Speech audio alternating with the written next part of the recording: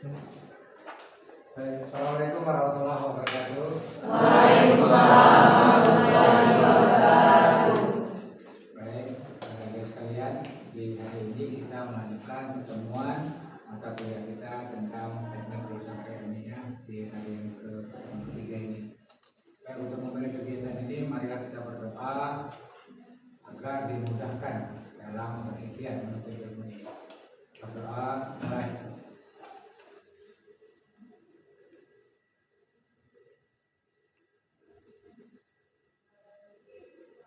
Selesai. Baik. Saya ada semua hari ini ya. Baik. Saya ingin mencek kehadiran dulu. Siapa yang akan masuk hari ini? Ada? Masuk semua? Oh, masuk semua ya. Alhamdulillah ya. Baik.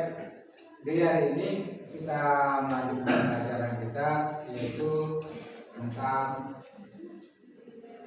jenis-jenis karya ilmiah gitu ya. Baik, sebelum ini saya sampaikan, saya ingin tanya dulu di pelajaran kemarin. Ada yang bisa menjelaskan kembali apa itu karya ilmiah? Ya, kalau dari saya yang biasa paham kemarin itu karya tulisan yang merupakan hasil penelitian atau kajian secara sistematis dan juga kronis itu. ya baik. Oke, nanti Bapak diterima ya. Jadi memang karya tulis ilmiah itu bukan suatu karya saja. Yang ini nanti Pak gimana jenis-jenisnya Pak? Nah, akan kita jelaskan di sini. Dari karya skripsi itu termasuk karya ilmiah nggak Pak? Laporan itu gimana kalau di koran? Koran itu ada rencana, apakah itu juga termasuk dari karya ilmiah atau tidak? Nanti akan kita inikan ya. Baik, untuk pertemuan ketiga ini kita jenis-jenis karya ilmiah. Itu ya. Nah, baik, kita ulang lagi. Karya ilmiah itu mengapa itu penting? Kok harus karya ilmiah Pak? Penting nggak karya ilmiah? Mengapa setiap jenjang pendidikan di perguruan tinggi ini ada mata kuliah metodologi penelitian atau teknik penulisan karya ilmiah atau apapun namanya? Kenapa ini penting? Jadi seperti yang disampaikan tadi oleh Kevin, bahwa karya ilmiah itu pemikiran atau penelitian yang dilakukan yang sifatnya objektif berdasarkan fakta dan data. Jadi kalau penelitian itu tidak objektif itu tidak dapat dipertanggungjawabkan. Berbeda. Misalnya Anda meneliti tentang yang isu-isu saja. Katanya menurut pendapat si Anu boleh, kan itu berarti karya ilmiah jelas menurut siapa. Tapi kalau prediksi saja tanpa ada data, berarti itu bukan sebuah karya ilmiah. Nah, jadi itu agar diketahui. Kenapa itu penting? Kemudian karena dari penelitian ini untuk dapat meningkatkan atau mengembangkan ilmu pengetahuan. Ilmu pengetahuan ini dari dulu ke dulu seperti ini, dari manusia Megatroposaurus, mungkin masih ingat pelajaran dulu. Megatroposaurus itu manusia cara berjalan tegak, bagaimana dia mengenal api, bagaimana dia mengenal roda. Dari roda itu maka banyak perkembangan ilmu pengetahuan terus. Mulai dibuat gerobak untuk menjalan, kalau dulu itu dibawa dipikul berat, tapi kalau ditarik dengan hewan atau ditarik itu lebih ringan. Biasanya kalau beban kita 100 kilo, tapi kalau kita narik dengan menggunakan alat bisa 150 atau 200 kilo. Ternyata dengan adanya bentuknya roda, bahkan kita bisa membawa 300 kilo menariknya itu. Dari yang seharusnya sekitar 50 atau 100 kilo kita pikul. Nah, dengan ini merupakan perkembangan teknologi terus meningkat. Ini berdasarkan penelitian. Penelitian itu bukan hanya yang kita tulis seperti sekarang. Dari pengamatan, dari analisa, maka ditentukan. Oh, seperti ini. Awal mobil, dari sepeda zaman dulu kayak sirkus itu ada depan kecil, belakangnya besar gitu ya. Nah, gitu. Jadi banyak kalau Anda lihat yang ilmu pengetahuan terus berubah. Mobil juga seperti itu. Dari zaman dulu mobil diesel yang pakai engkol, mesinnya seperti itu. Akhirnya terus berkembang dari mobil juga ditambah wiper, kan perlu hujan, harus ada alat. Pakai apa alat buat seperti ini? Tidak mungkin manual ditarik dari dalam gitu. Tapi harus ada yang bisa membuat alat itu. Kemudian ada lampu. Dulu tahun 1800-an mobil itu belum tergambar oleh orang, tapi listrik sudah mulai ada. Yang Thomas Edison membuat listrik. Nah, dengan ada listrik orang tahu bola lampu. Bagaimana mungkin mobil yang ada bola lampu berjalan malam? Kalau dulu pakai kuda ada lampu yang kayak teplok itu yang ditutup nggak kena angin itu seperti itu. Nah, terus berkembang ilmu pengetahuan itu ya. Baik, kita lanjutkan. Jadi itu jawabannya mengapa karya ilmiah itu penting. Selanjutnya kita bergeser ke slide selanjutnya. Jenis-jenis karya ilmiah. Ini ada yang formal, nanti ada apa lagi? Nanti akan kita jelaskan. Apakah ada informal atau apa? Jenis-jenis karya ilmiah seperti skripsi, tesis, dan disertasi. Kalau tesis itu tuh S2, magister. Kalau disertasi rata-rata untuk S3. Tapi di luar itu ada juga yang bilang disertasi itu tesis juga namanya. Kalau di S1 skripsi, kalau di D3 kadang namanya karya tulis ilmiah. Nah, jadi bisa membuat karya tulis ilmiah atau laporan akhir, macam-macam. Nah, jadi itu. Jadi apa beda tesis, skripsi, disertasi? Nah, di sini dijelaskan. Kalau skripsi itu tulisan dibuat sebagai syarat lulusan jenjang sarjana. Jadi Anda nanti, Anda ini sarjana nih program S1. Jadi Anda akan membuat skripsi. Wajib dah dengan aturan Permendikbud nomor 53 ini sebenarnya tidak wajib. Boleh perguruan tinggi tidak membuat skripsi, boleh. Ini aturan terbaru. Tapi Pak Rektor, ini harus dibuat nih, kata hasil itu harus dibuat. Ya, karena di kurikulum kita tetap ada skripsi. Tapi nanti apakah dalam bentuk lain? Kalau di vokasi itu kayak D4, D3 yang outputnya untuk tenaga kerja, bisa saja dia dari magang, dari apa, laporan akhir gitu. Nah, ini bisa dibuat. Baik, kalau untuk tesis jelas untuk S2 ya. S2 ini gelar magister. Kalau di Rusia akan magistran juga.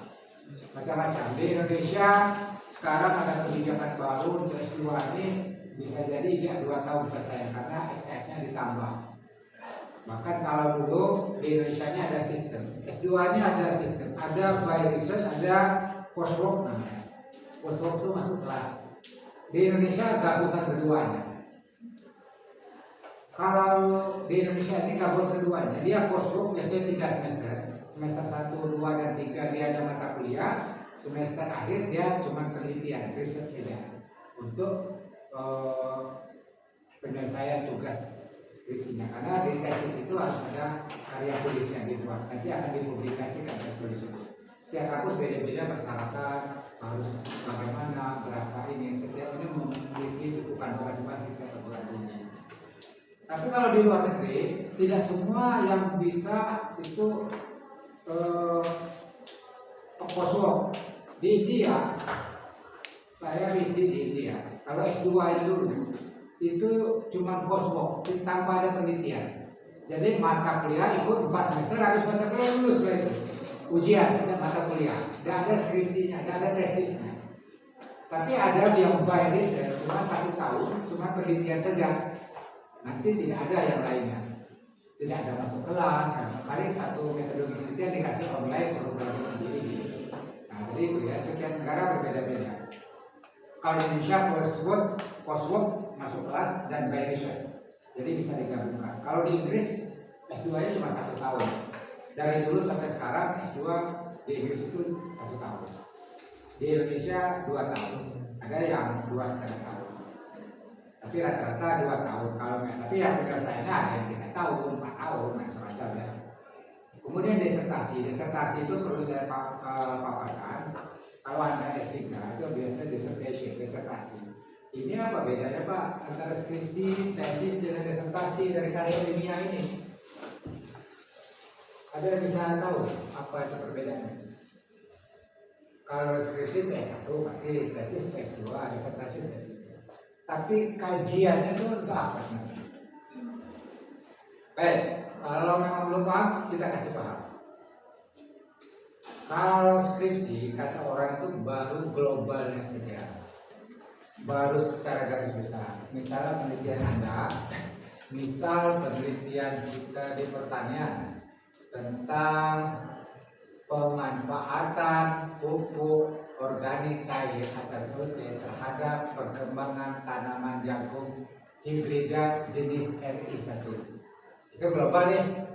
Jadi rumusan masalahnya apa yang dibuatnya. Kemudian kalau S2, dia POC itu dalam bentuk apa? Pupuk organik cair. Misalnya dia mengambil enzimnya. Misalnya fosfat. Pengaruh fosfat pada POC dari apa? Dari sampah atau dari apa? Terhadap perkembangan tanaman jagung tadi. Jadi dia lebih spesifik. Kalau disertasinya lebih khusus lagi, lebih menyentil lagi. Misalnya dia meneliti tentang POC, kandungan POC, apa yang terbaik untuk jagung tadi. Itu masa generatif atau vegetatifnya, masa perkembangan atau masa pembuahannya. POC-nya terbuat dari apa, kemudian POC-nya itu mengandung enzim apa saja, dan yang dibutuhkan oleh tanaman jagung itu apa saja. Jagungnya nanti paritasnya apa, RI1 atau apa, ada paritas itu, atau jagung hibrida biasa. Tanamnya di mana, di tekstur tanamnya bagaimana, subur, tidak subur, atau apa, pengaruh dan terhadap pupuk. Kemudian iklimnya bagaimana, tanam di MDPL berapa, gitu. Jadi ini yang lebih jelasnya, ya. Baik, kita lanjut. Jenis karya ilmiah yang semi formal. Tadi yang formal ya, ini formal. Kemudian karya ilmiah semi formal, seperti laporan dan makalah.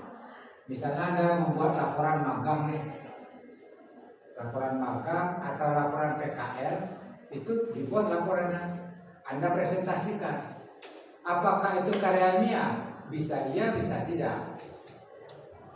Kalau dia karya ilmiah, berarti ini tergolong yang semi formal, bukan seperti skripsi, harus ada metodologi, harus ada pembahasan, permasalahan yang diangkat. Kalau laporan seperti laporan KKN, laporan magang itu tidak. Yang penting menyajikan apa yang Anda kerjakan selama magang, nanti diujikan apa yang Anda dapat selama magang, paparkan oleh Anda apa yang Anda buat selama magang. Kemudian ada makalah. Makalah juga bukan termasuk yang formal. Mungkin setiap dosen suruh buat makalah. Apa dia tujuan buat makalah ini? Nah, ternyata makalah itu karya ilmiah untuk membahas topik tertentu secara komprehensif. Misal mata kuliah apa di sub pokok bahasan ini. Misalnya kalau sub pokok bahasan kita teknik penulisan metodologi kualitatif misalnya. Anda cari makalahnya, Anda bahkan bisa bacanya. Anda cari sumbernya, Anda analisis hasilnya, kemudian Anda buat paparan perbedaan atau juga yang lain-lainnya gitu ya. Baik. Kemudian ada karya tulis yang namanya populer. Menulis untuk audiens yang lebih luas. Ada artikel atau opini, bahkan ada buku. Misalnya artikel ini publikasi. Saya melakukan penelitian, maka akan saya publikasikan dalam bentuk artikel, baik lokal, nasional, internasional. Nah, ini karya ilmiah yang populer. Tapi itu termasuk karya ilmiah. Artikel ya, artikel atau opini. Kalau tulis di publik opini, kalau di koran ada opini. Biasanya ada setengah halaman Anda baca opini, itu karya tulis juga. Dan artikel, opini namanya. Kemudian karya ilmiah yang ditulis yang lebih mudah dipahami. Jadi kalau saya misalnya ada banyak artikel yang saya buat, misalnya kalau di sini apa ya, ada yang barusan saya kirim, misalnya ada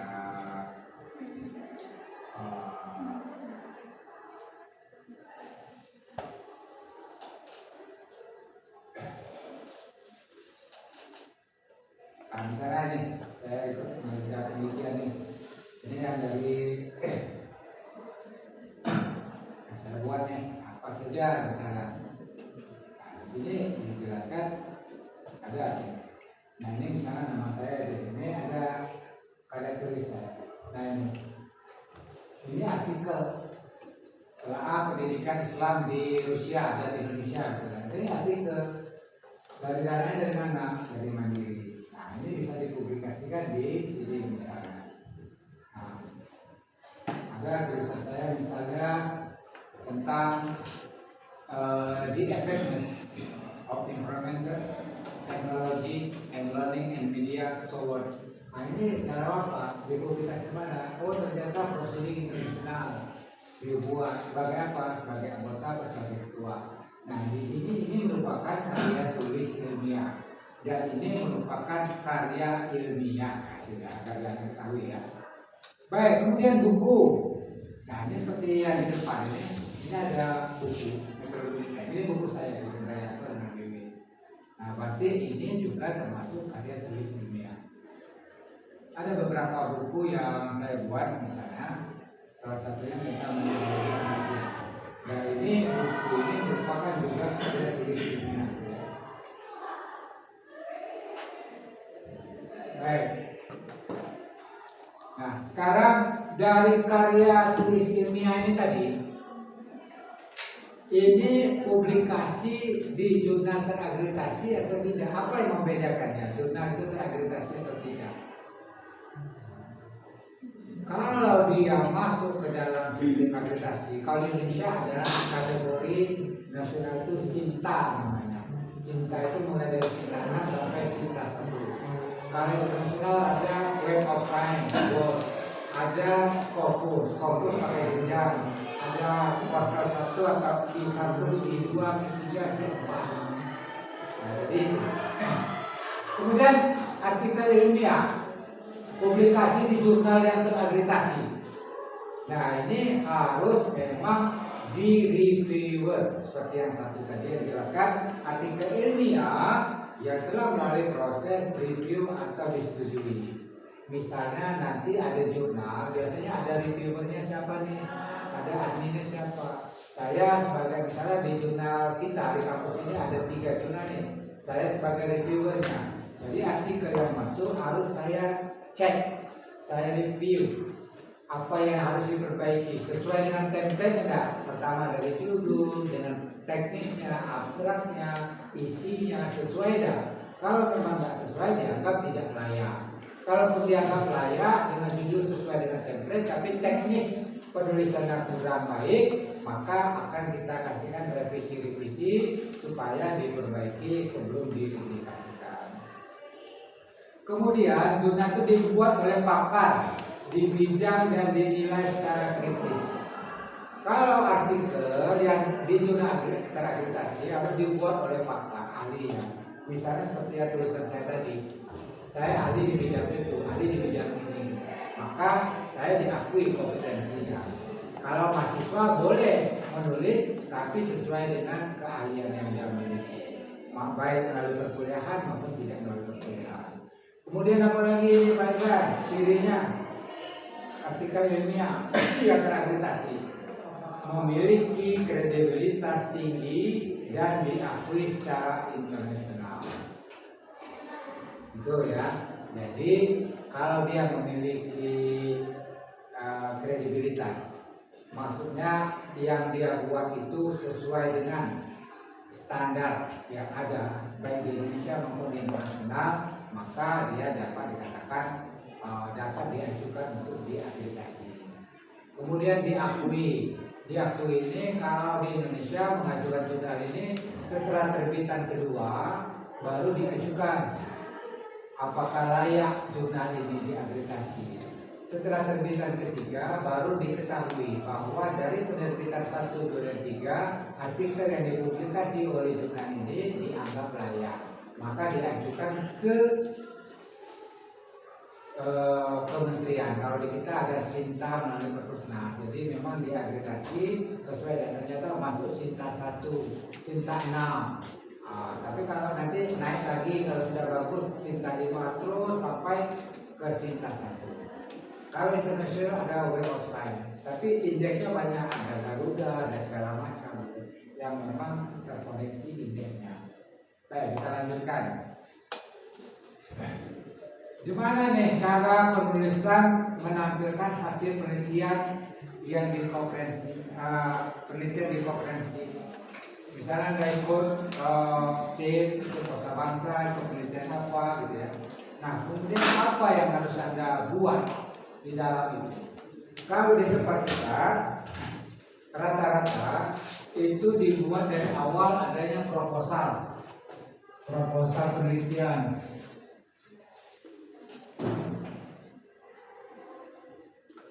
Proposal penelitian rata-rata terbagi atas 3 item atau katakanlah bab, misalnya bab 1, bab 2, bab 3. Ini belum bab. Kalau kemudian ada bab 4 di tempat kita, ada bab 5. Di mana-mana kalau di Indonesia rata-rata seperti ini. Yang bab 1 namanya pendahuluan. Yang bab 2 ini biasanya kalau dia kualitatif itu landasan teori. Kalau kuantitatif biasanya kajian pustaka. Bab 3 itu metodologi penelitian.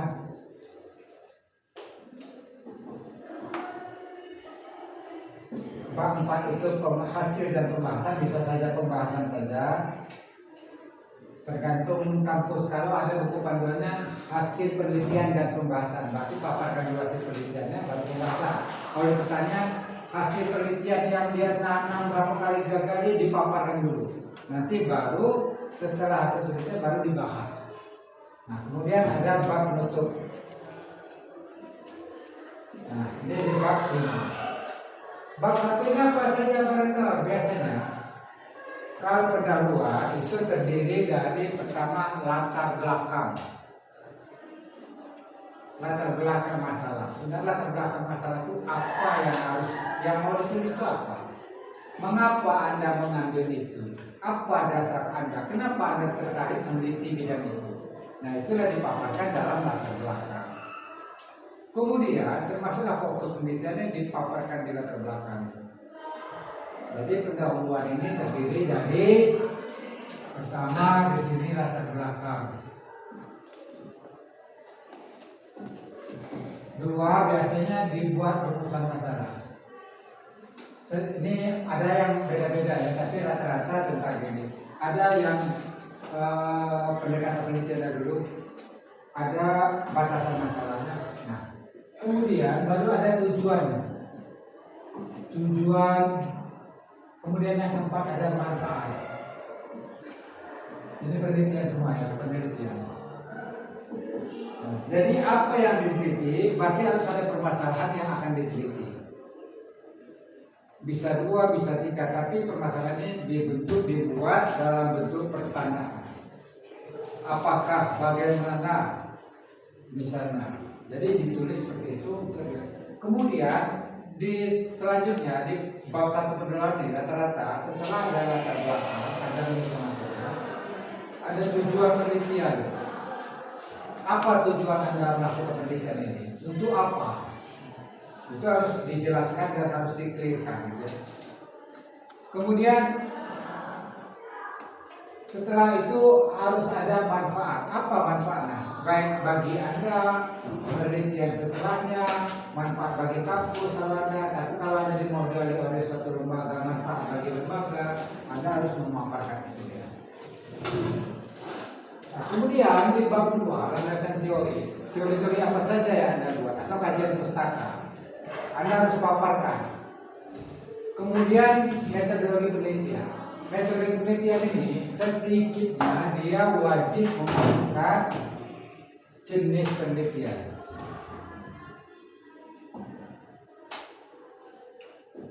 Jenisnya penelitian ini apa? Kualitatif, kuantitatif, R&D, atau kualitatif yang mana? Deskriptif atau kualitatif apa?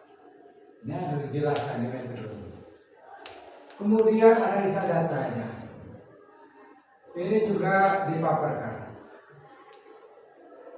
Analisa datanya. Kemudian waktu dan tempatnya.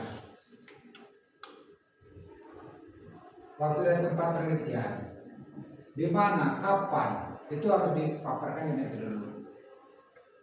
Kemudian masih banyak lagi poin-poinnya. Kalau Anda baca buku saya, ada 11 dari metodologi ini harus saya paparkan. 11 item.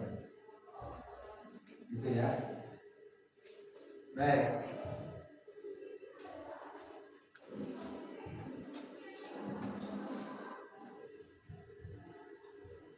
Nah, jadi kemudian ada yang pembahasan. Pembahasan ini harus sesuai dengan rumusan masalah. Kalau permasalahannya 3, berarti 3 pula nih pembahasannya 1, 2, 3 sesuai dengan yang dimasalahkan. Kalau permasalahannya 2, berarti yang dibahas juga 2. Jangan lain yang dipermasalahkan, lain yang dibahas. Itu tidak mungkin ya. Nanti di akhir perkuliahan ini saya minta Anda membuat sebuah karya tulis ilmiah, draft sejenis proposal akan kita teliti dan kita analisis. Apakah pembelajaran ini berhasil untuk Anda atau tidak. Nah, kemudian ada penutup. Penutup ini rata-rata terdiri dari simpulan atau kesimpulan. Ada kampus yang buat simpulan, ada kesimpulan, kemudian saran, kemudian ada juga yang masukkan kadang rekomendasi. Sarannya apa setelah dari penelitian ini? Kemudian direkomendasikan kepada siapa dan untuk apa? Itu ya, ini dari kesimpulan. Dan wajib mencantumkan data pustaka atau referensi. Di sebuah karya ilmiah wajib mencantumkan sumbernya, referensinya, apa pola pikir orang lain. Misalnya Anda menyebutkan bahwa Indonesia ini negara miskin. Dasar Anda mengatakan dari miskin ini Indonesia miskin apa? Kalau ada sumbernya yang validasi, maka Anda bisa mencantumkan. Kalau hasil pemikiran Anda saja, berarti itu bukan karya ilmiah, tapi pemikiran Anda tidak dapat dipertanggungjawabkan. Oke, kita lanjut lagi. Nah, ini tadi sudah struktur umum penulisan karya ilmiah. Jadi kalau Anda menulis sebuah karya ilmiah harus ada strukturnya. Gitu. Kemudian Anda sering bertanya misalnya, Pak, yang jadi permasalahan menentukan itu gimana Pak untuk masalah penelitian? Judulnya gimana Pak? Sebenarnya ada tahap-tahapan. Yang awal itu permasalahan dulu, judul itu terakhir. Kayak saya researcher, saya peneliti ini ada permasalahan dulu, baru nanti tentukan judul saja. Misalnya kalau saya peneliti tingkat pemahaman mahasiswa UPP terhadap standar minimal pembelajaran bahasa Inggris. Di kuliah ini misalnya bahasa Inggris itu minimal orang ini skor TOEFL 300 atau dapat berbicara. Kalau di kampus lain, di kampus-kampus besar, rata-rata orang bisa berbahasa Inggris. Di UNIF saja, rata-rata orang bisa berbahasa Inggris. Kalaupun tidak, dia paham yang orang ngomongkan. Dia nggak bisa ngomongnya, tapi orang ngomong itu dia tahu. Nah, itu termasuk bisa dilatih. Kalau kita tidak, ya orang ngomong apa, kita masuk apa. Nah, lain ya. Oke, ada ya. Kita tidak paham. Ya, jadi kalau kita biasanya orang bahasa Inggris kita tidak ada yang tahu. Tapi kalau di orang yang sudah basic ada ilmu pengetahuannya, maka setidaknya dia paham. Misalnya ada orang tuh yang di sana kuliah kayak anak kami atau kawan-kawan SMA 1 yang tamu itu kalau dia orang bahasa Inggris itu saya agak ngerti masuk orang Cina ngomongnya nggak bisa. Termasuk itu bisa ya kategori. Karena kita tidak ngomong dia itu masih cohere, jadi agak sulit ya. Karena memang basic kita jauh ya. Kita akui lah ya di tempat kita ini beda dengan kampus negeri. Jadi pola pelajaran. Pak Rektor biasa ngajar di Eropa, tentu akan saya bedakan ngajar sini ya. Saya ngajar di IAIN juga berbeda ngajar sini. Kalau mahasiswa IAIN kayak sini banyak ya kan dosen bahasa Inggris terhapis, kata Ibu Ani itu mahasiswa saya di IAIN. Saya pembimbing skripsi. Nah, mereka itu memiliki kemampuan, di kita agak kurang kadang. Ya maklum lah ya, karena di tempat kita ini dulu motivasinya kuliahnya tidak ada duit, nah cari duit dikit. Nah tahun ini tidak bisa, kita berhenti kan gitu. Tapi ternyata SDM-nya berbeda, tapi output luarannya harus sama. Saya ngajar, Anda harus paham, tapi sementara basic Anda kurang. Ya kita akui lah di tempat kita ini namanya kampus kecil ya. Kalau pintar gitu nih lalu lulus di UNIF itu, lalu lulus di UGM, di UNIF masih lagi kan dulu. Kemudian ekonomi tidak memenuhi. Kalaupun tidak pintar tapi ekonomi bagus mungkin kuliah di Jogja gitu ya, di swasta di Jogja. Ini tidak pintar tidak boleh duit, malas boleh, sudah. Ya, sama. Sementara output luaran sarjana harus sama. Sarjana itu harus kami cetak sama dengan yang lain. Anda jurusan akuntansi, Anda wajib paham tentang sistem keuangan misalnya, baik keuangan negara, baik bisnis, baik perpajakan atau apa. Tapi sementara kita basic kita rendah, maka biasanya waktu kerja dia tidak memenuhi persyaratan. Sekarang ada fenomena baru di perusahaan-perusahaan di kota besar, dia memberhentikan pegawai-pegawai milenial dan tidak menerima pegawai milenial. Karena apa? Banyak faktor. Pertama, miskin pengalaman, baru tamat, tidak ada pengalaman, itu yang pertama. Yang kedua, sering beruntung. Sarjana merasa hebat, walaupun sekolah di dusun, yang kadang masuk, kadang tidak, hujan datang, dosen jarang pulang. Sarjana tapi gelarnya ada, dia nak gaji besar, gaji besar. Sementara skillnya ada. Kemudian selalu protes, melanggar aturan perusahaan itu diprotes terus. Sementara dia terus melanggar aturan. Dia menuntut haknya tapi makanya sekarang fenomena di kota-kota memberhentikan pegawai milenial karena memang tidak punya basic. Lebih baik menggaji orang berpengalaman, gaji 2 kali lipat dari yang baru masuk. Tapi dia tidak harus mengajarkan lagi. Orang ini betul-betul memang cari makan, hidupnya menghidupi keluarga, dia memang cari makan bukan gaya-gayaan aja pakai bed, ID card, kayak apa di mana-mana perusahaan BUMN.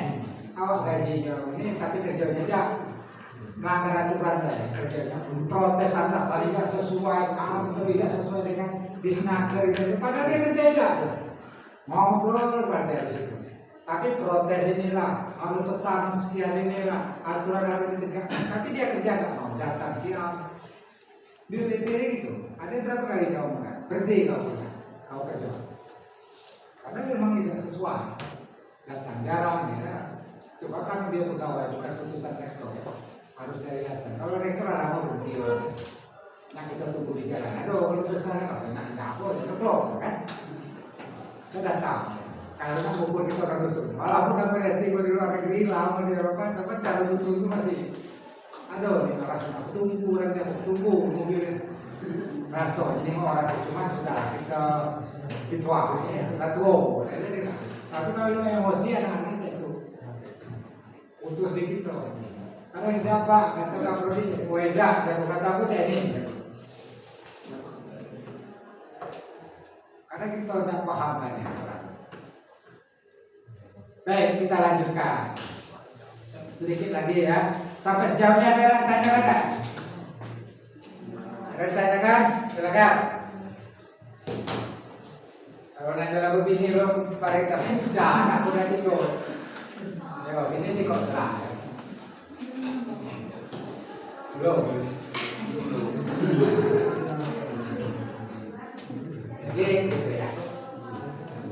Jadi dari kesimpulan pembelajaran ini, saya ingin Anda tuh paham, karena memang karya tulis ilmiah ini penting banget. penting sekali untuk Anda buat skripsi merubah pola pikir mahasiswa menjadi orang yang memang membuat keputusan itu tidak sembarangan, harus berdasarkan analisa dan penelitian. Dibiasakan. Kadang sering kita ketemu orang, kau ini gaya kau cek orang sekolah. Apa beda sekolah dengan dia? Bukan orang kuliah. Apa yang membedakan sikap orang kuliah dengan dia?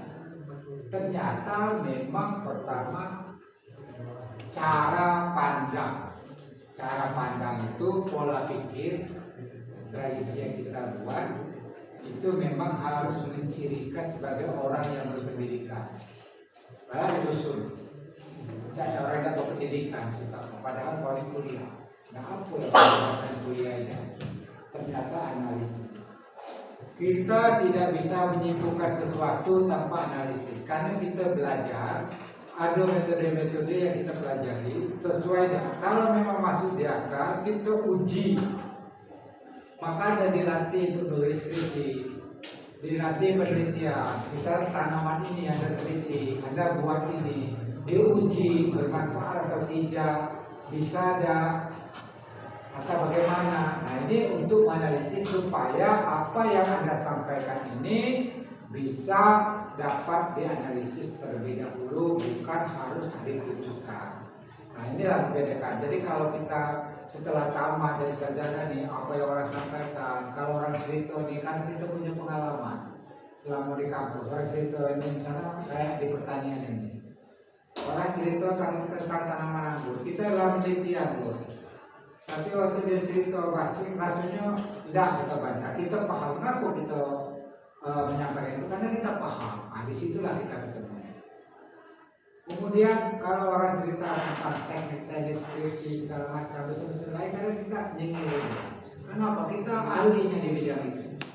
Selama 20 tahun ngajar, punya buku metodologi, memang S3 di bidang metodologi kita. Jadi kita paham tuh. Nah, jadi ini yang menandakan bahwa untuk merubah sikap itu tergantung dari basic dari ilmu pengetahuan bisa memiliki. Ada yang pertanyaan? Kalau tidak ada, ini ada pertanyaan yang kerjakan di rumah, nanti saya kirim. Anda harus mengisinya. Misalnya seperti yang saya paparkan tadi, apa perbedaan skripsi tesis dengan disertasi? Bagaimana jenis karya tulis ilmiahnya? Kemudian kontribusinya bagaimana terhadap ilmu pengetahuan? Berikan contoh konkret. Nah, gitu. Kemudian yang kedua, menurut Anda, apakah artikel jurnal ini lebih efektif dibanding dengan makalah seminar? Nah, seminar itu ada makalahnya, ada paparan. Saya ngisi seminar nih, pematerinya. Nah, saya kasih ke Anda materi itu. Apakah lebih efektif itu dengan yang ada, dengan artikel jurnal yang Anda baca, misalnya di jurnal kan akreditasi tadi. Kemudian Anda diminta menulis karya ilmiah, itu dia menyelesaikan masalah sosial di masyarakat, nah, seperti itu ya. Dan seterusnya nanti dikerjakan. Baik, itu saja. Kalau memang tidak ada pertanyaan-pertanyaannya, minggu depan coba kita siapkan apa yang sudah menjadi tugas kita semua yang sudah dikerjakan. Semoga dapat bermanfaat dan bermanfaat. Baik, kita tutup perkuliahan kita dengan hari ini dengan mengucapkan